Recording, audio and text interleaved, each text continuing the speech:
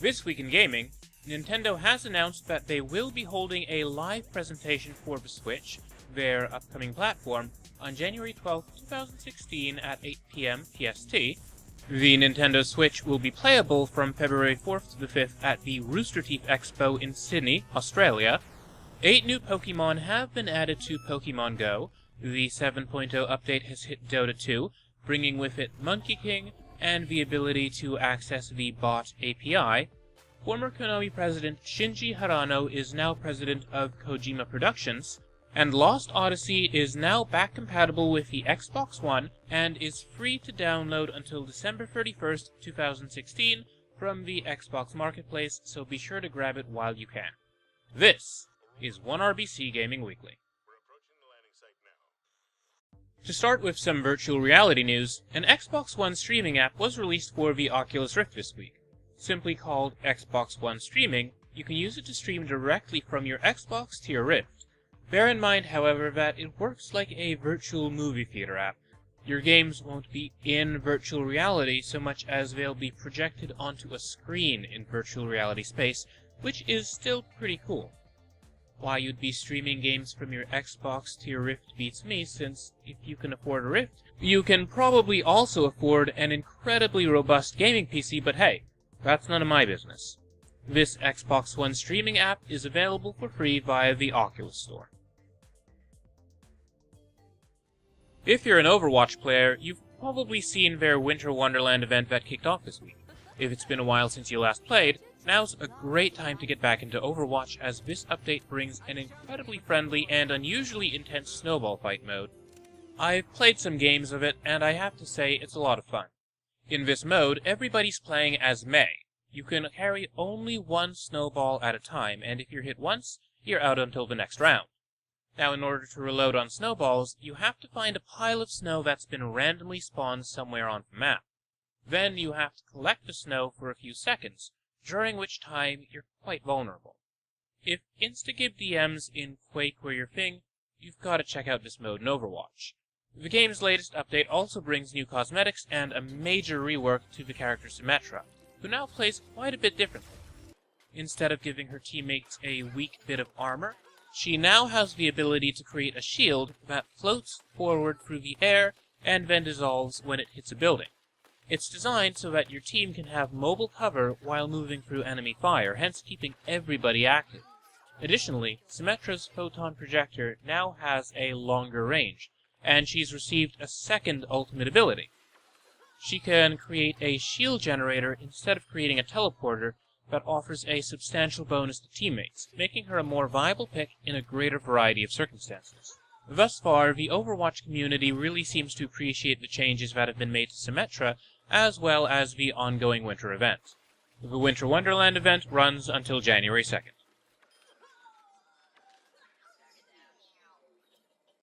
In Pokemon Go news, the game was officially released in Pakistan, India, Nepal, Bhutan, Sri Lanka, and Bangladesh.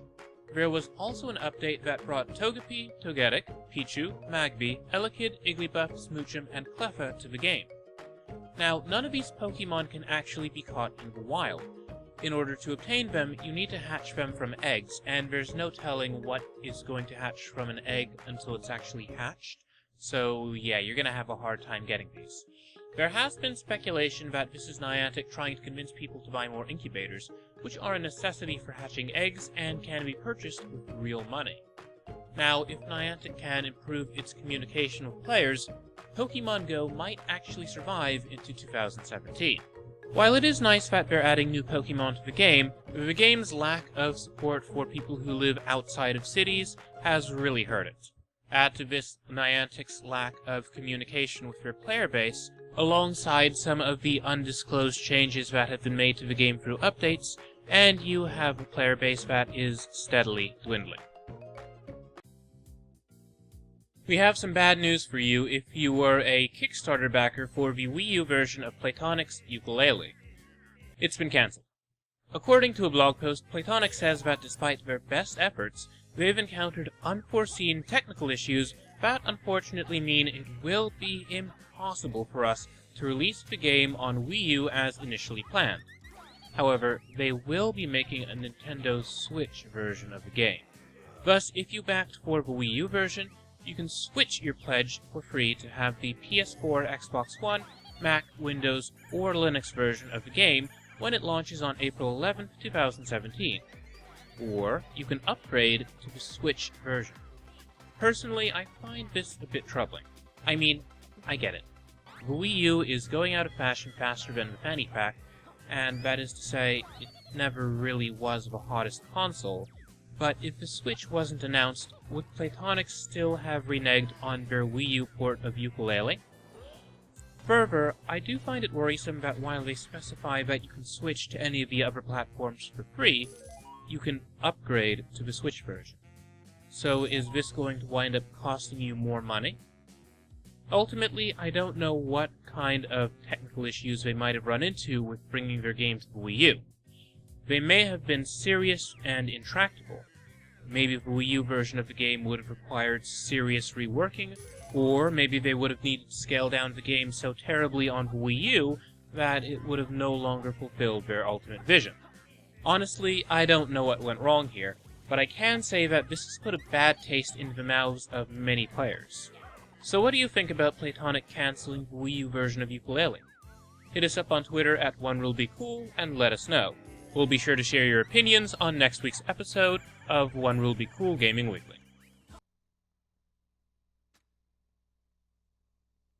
In game releases this week, Botolo came to Steam and itch.io. According to the game's description on Steam, it's a dance inside the negative space between your opponent's thoughts. I got the chance to play some of the game, and I've got to say, it's exciting. It's a lot easier played than described, but in short, you are a circle made of energy, and there's a ball on the court. When you grab it, it fills your side of the court with color. Fill your court all the way up, and that's a point for you. The trouble is, your opponent also wants the ball.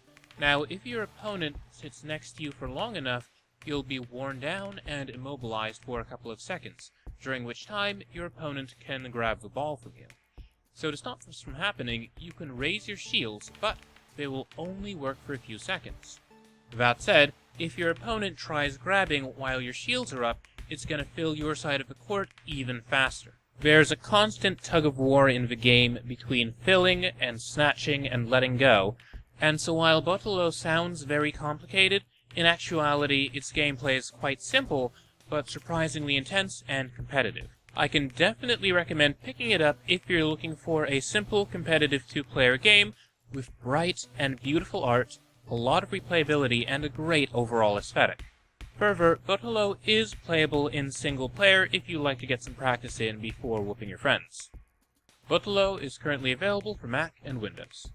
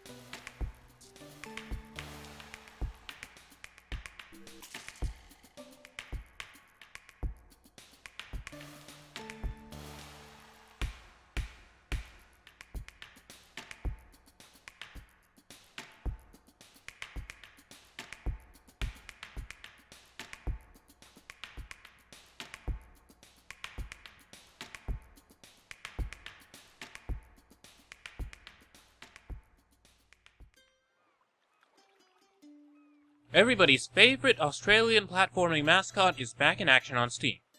No, it's not Crash Bandicoot. It's Ty the Tasmanian Tiger.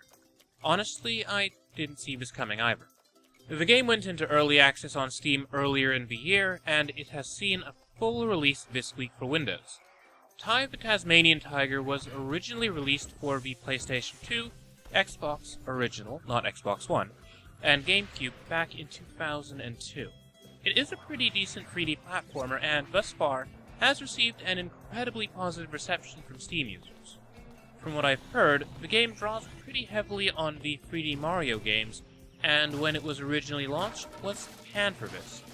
Otherwise, however, Ty the Tasmanian Tiger is a good nostalgic time, It's well worth checking out if you want to relive your childhood alongside that other obscure Australian mammal. Thus far we have Tasmanian tigers, bandicoots, and echidnas in video games. I'm still waiting for a proper platypus platformer, but I'm not gonna hold my breath.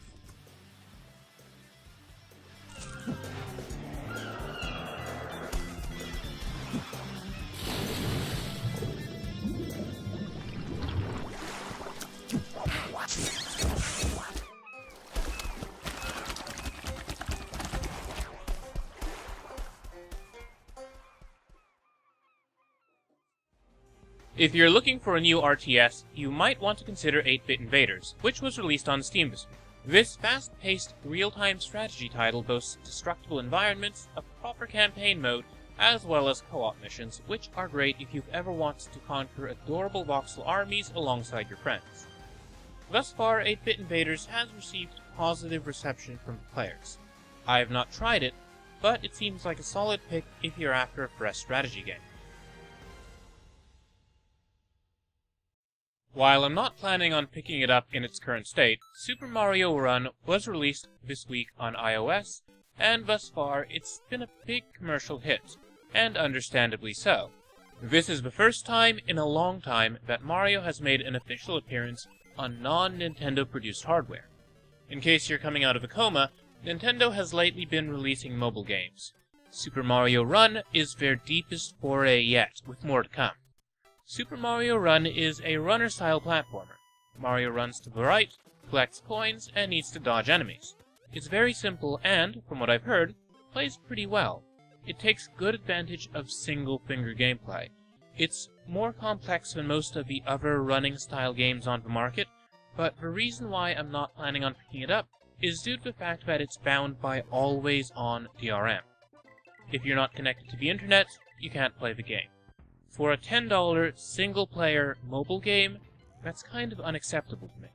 I understand that mobile games have some big piracy issues, but this is only going to impact legitimate users. Pirates always have and always will find a way around DRM. Super Mario Run has seen the biggest launch day of any iOS game ever. Over 2.85 million people downloaded it when it became available. No word on when it's coming to Android. Thus far, Nintendo's move into the mobile space has been very profitable for them. For years, they resisted putting games on other devices. However, now that they've been putting Mario and Pokemon onto Android and iOS devices, they've reinforced and reminded people of the very existence of these brands, thus driving sales of the first-party games on first-party platforms. One of the week's big Steam releases is Astro Near, which is currently in early access and looks really promising. I got to play Astro Near at PAX East this year, and I really dug it. The game's premise is that you're an astronaut in an age of affordable space travel. You're after valuable minerals on moons and planets, and you've got a variety of vehicles to help you find them. The thing is, the environments you're headed into can be sort of dangerous. Dust storms, impolite plants, and, the need for oxygen.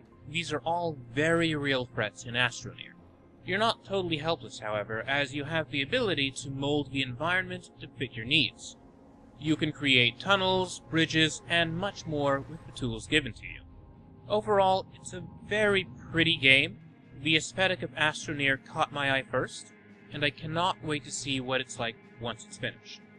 Thus far, players really seem to love it. The overall rating on Steam is quite positive. If you're after a fun space exploration game with a unique aesthetic, you've got to check out Astro Near. It is worth mentioning that the game is in early access right now.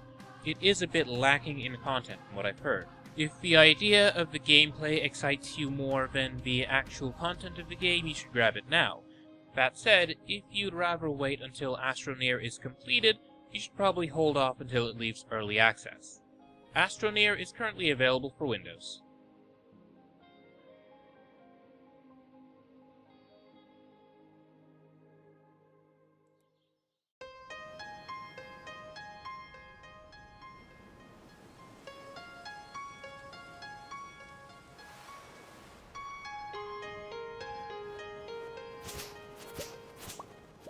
farming game Stardew Valley came to the Xbox One and PlayStation 4 this week. The game was a huge hit when it was released on PC earlier in the year, and it's nice to see that it's expanding to new platforms. A critical and commercial success, Stardew Valley takes after Harvest Moon in that it's an RPG in which you run a farm, sure, but there is a whole lot more to the game. It's really a game about life in the country and your relationships with people and the world around you. You can go fishing, mining, get married, the possibilities are endless. It's good, clean fun, and it's well worth checking out. Besides being available on the PlayStation 4 and Xbox One, Stardew Valley is also available on Mac, Windows, and Linux.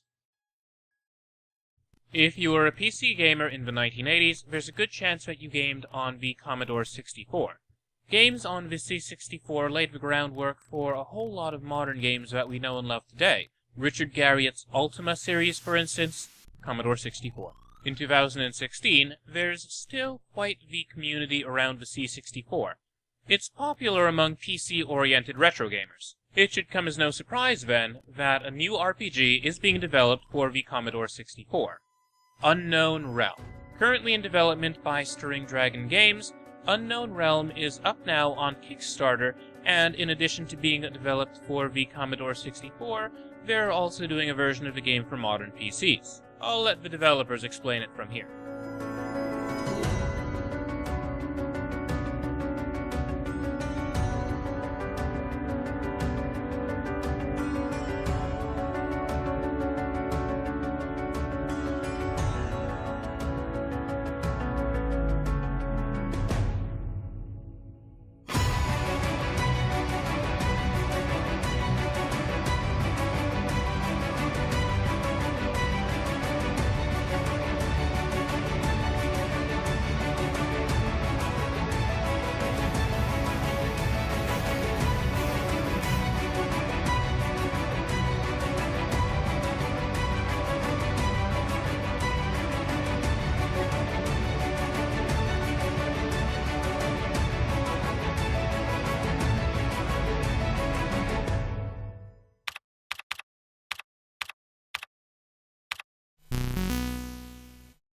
Hi, thanks for watching our video. We're Bruce and Laura Gottlieb of Stirring Dragon Games. And we're making a new 8-bit role-playing game called Unknown Realm for the PC and the Commodore 64. As a veteran game developer, I've worked on a variety of games over the years, but as a game designer, I really love the iconic RPGs of the 80s. To me, there's just something about them that engages your imagination in ways that modern games have difficulty matching. We decided to make a real 8-bit game instead of one that simply looks 8-bit, because we felt that's the only way to truly capture the charm and magic of the classic 80s RPG. Plus, we're big fans of the Commodore 64.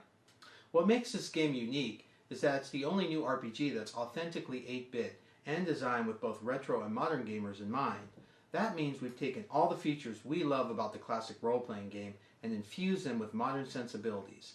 The game's open world, turn-based, and above all, exploration-focused. We've been working on this game full-time for the last few years, and we self-financed development up to this point. In this time, we've designed a really cool platform for modern systems that delivers a true retro experience to the masses. We've also built our own custom 8-bit game engine and created our own cartridge for the Commodore 64. In fact, this game is the largest 8-bit role-playing game on cartridge ever. And to bring back that golden age RPG experience, we've designed a full set of physical rewards and feelies just for our Kickstarter backers. We're talking a collector's box edition, cloth map, tavern dice and keyboard overlays, and even a throwback Ziploc bag edition for all you real old-timers. Anything you'd expect to find in the 80s game box, we've got it and more. All designed to pull you into the game so your adventure begins the moment you open the box. We also have some great rewards that put you in the game, such as NPC portraits, custom tombstones, or becoming a tavern owner. Plus a few extra special rewards like our Christmas 1985 experience or 8-bit Superstar tiers that are sure to make your wildest retro dreams come true. We've turned to Kickstarter now to complete the remaining stages of production for Unknown Realm. The reality is there's significant manufacturing and production costs involved with bringing a game of this scale to life, and that's why we're asking for your support. We want to bring back the classic computer role-playing game of the 80s and awaken the imagination of a new generation. And with your help, we can. We hope you'll join us in this quest by backing our project today. Thanks. One of my favorite games of all time is Kangao's To the Moon. It's a short, sweet adventure about a pair of scientists who visit the minds of the dying in order to rearrange their memories into perfectly happy lives. The sequel to that game is called Finding Paradise, and it's currently in development. This week, however, I received an email about another game called RAK Kuen. RAK Kuen is being worked on by Laura Shigehara. Shigehara, in case you didn't know, worked on the music for To the Moon. Apparently, her game is a story-driven adventure, much like To the Moon, and it's the story of an ill boy who lives in a hospital and escapes to a fantasy world with his mother, all while learning about the struggles of the other patients in the hospital. Hopefully the game turns out well when it's released early next year. If anything, it's guaranteed to have some fantastic music. RAK Kuen is set to be released on Windows. Maybe you're a fan of Jurassic Park, but not the scary action bits. Maybe you've just always wanted to hang out in a park inhabited by dinosaurs. If that's the case, we've got great news for you. RAK Park VR has been announced. Now this game is set in the ARK Survival Evolved universe, and it's a game in which you can take a leisurely stroll through a park full of dinosaurs. It's set to be released in 2017 for the HTC Vive, Oculus Rift, and PlayStation VR. It's interesting to see where the ARK Survival Evolved intellectual property is heading. The game has a spin-off in spite of having not yet left early access on Steam. It's been a massive success for Wildcard Studios. Having played a bit of ARK myself, I have to say it is a pretty well-made survival game. It's not a genre that I'm generally into, but the overall design of ARK and the fact that they have dinosaurs, that really appeals to me, and apparently it appeals to a whole lot of other players.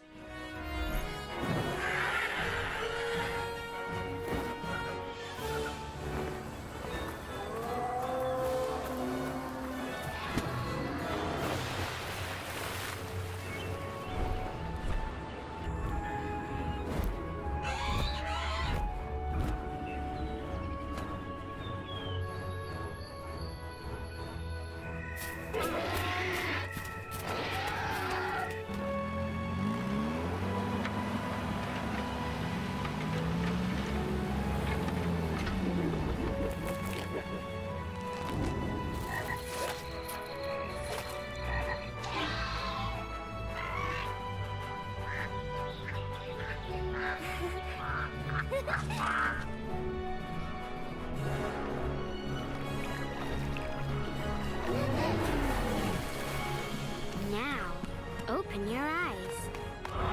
Take a deep breath.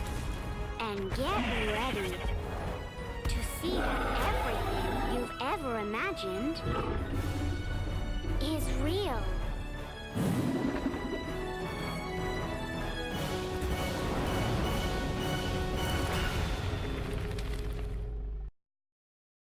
Finally, we have a new trailer for the upcoming Night in the Woods. This hotly anticipated adventure game about college dropout and cool cat Mae Borowski now has a release date of January 10, 2017. The game's premise is that you've gone home after dropping out, and things in your hometown have changed in unexpected ways.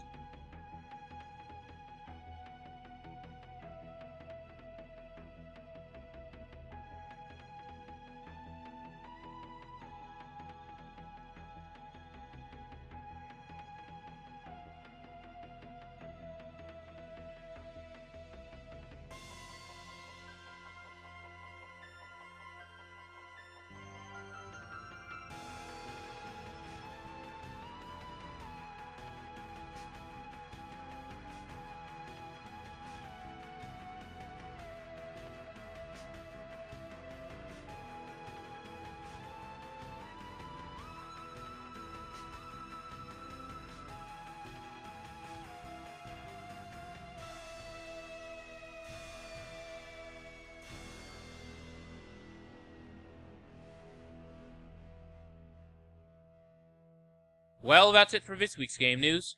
For all the greatest game news and editorials, be sure to follow at OneRuleBeCool on Twitter and Instagram. Be sure to follow me at Jordan_Cameron for my own views.